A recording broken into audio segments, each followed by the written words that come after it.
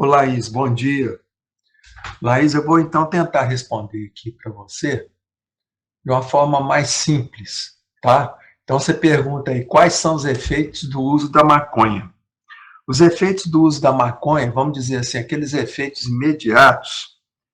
A maconha, a pessoa que usa maconha, ela está buscando o quê? Um estado alterado de consciência, tá certo?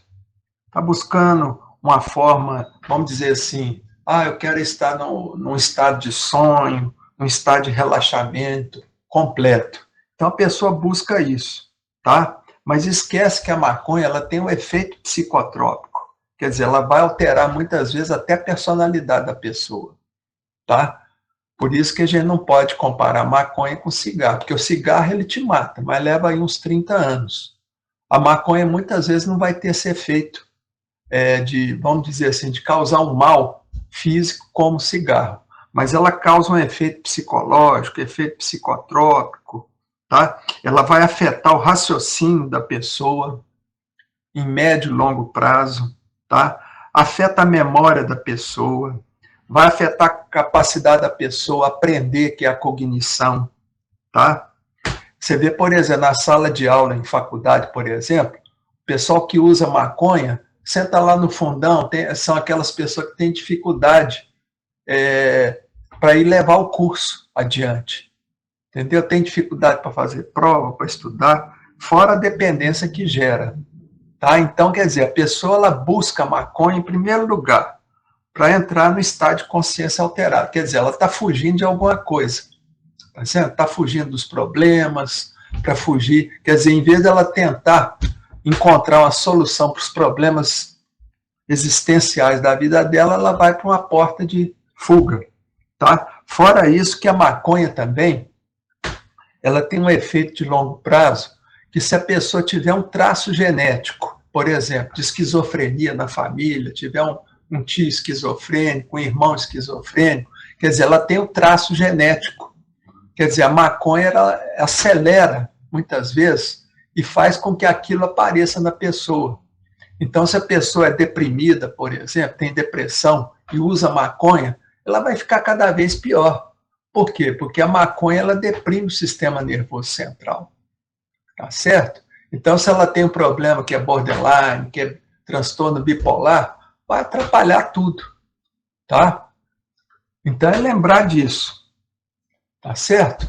Então, aí você faz outra pergunta. Para muitos usuários, a maconha acaba sendo uma porta de entrada para outras substâncias, ou melhor, para outras drogas. Por que isso acontece? Por causa da promiscuidade, tá certo?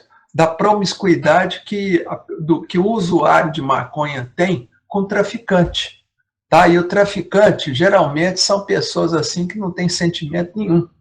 E aí eles oferecem um crack, a hora que você estiver lá todo relaxado, aí você usa a cocaína, você usa o crack, usa isso, tá certo? Usa essa outra droga, e eles vão oferecendo. Por quê? Porque eles são comerciantes, em primeiro lugar. Então eles querem vender o produto que eles traficam, tá certo? Então, quer dizer, geralmente a pessoa pode evoluir para outras formas de droga, infelizmente. Aí tem a outra pergunta. Quais as diferenças entre a cannabis de uso recreativo e de uso medicinal? Gente, o uso recreativo, no Brasil, por exemplo, a maconha, ela é vendida misturada com um monte de porcaria, até com fezes bovinas. Está tudo misturado ali naquela porcaria. A pessoa fuma aquilo. Então, quer dizer, no Brasil ainda não está tendo ainda. Tem assim, o princípio ativo da maconha, que é o tetrahidrocannabinol, tá certo?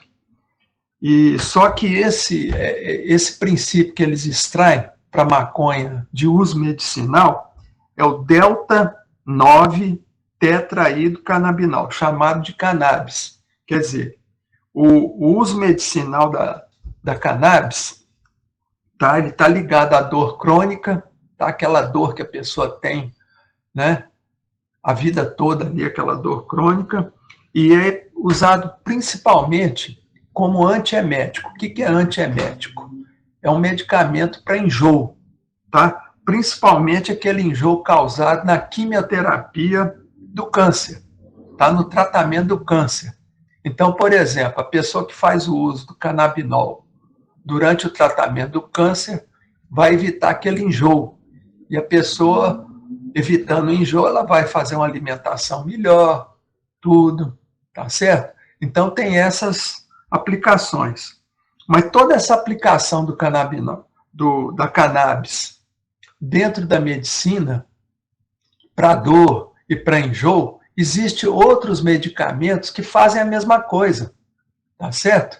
Então, teoricamente, não precisa da cannabis, tá? Porque já existem outras medicações que fazem o mesmo efeito e fazem até melhor, tá certo? Então, quer dizer, essas implicações na medicina, elas são discutíveis ainda, tá? E outra coisa, as pessoas iam aproveitar a receita para fazer uso recreativo, quer dizer, ia gerar o quê? Uma outra forma de tráfico. Igual existe, por exemplo, com... Vocês já viram esses medicamentos que são para tirar a fome da pessoa? Anorexígenos, tá? São medicamentos para tirar a fome. Então, é muito usado o quê? Para a pessoa tentar emagrecer, quer dizer, comer menos, tá? Então, esses medicamentos, eles são vendidos na farmácia, mas precisa de receita. O que acontece?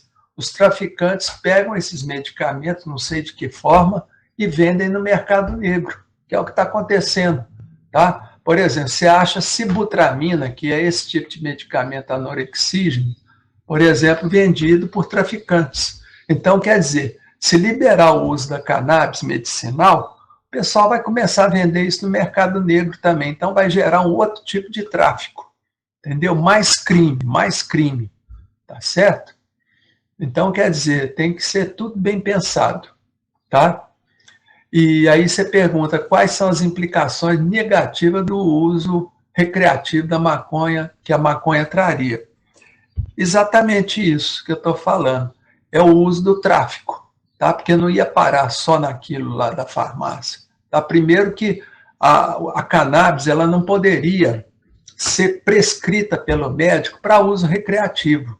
Quer dizer, o paciente tinha que chegar no médico, fingir que estava com uma dor, fingir. Estou sentindo uma dor crônica que não sara. Eu tenho um enjoo que não sara, que esse enjoo terrível. O médico ia prescrever e a pessoa usar para a forma recreativa, tá certo?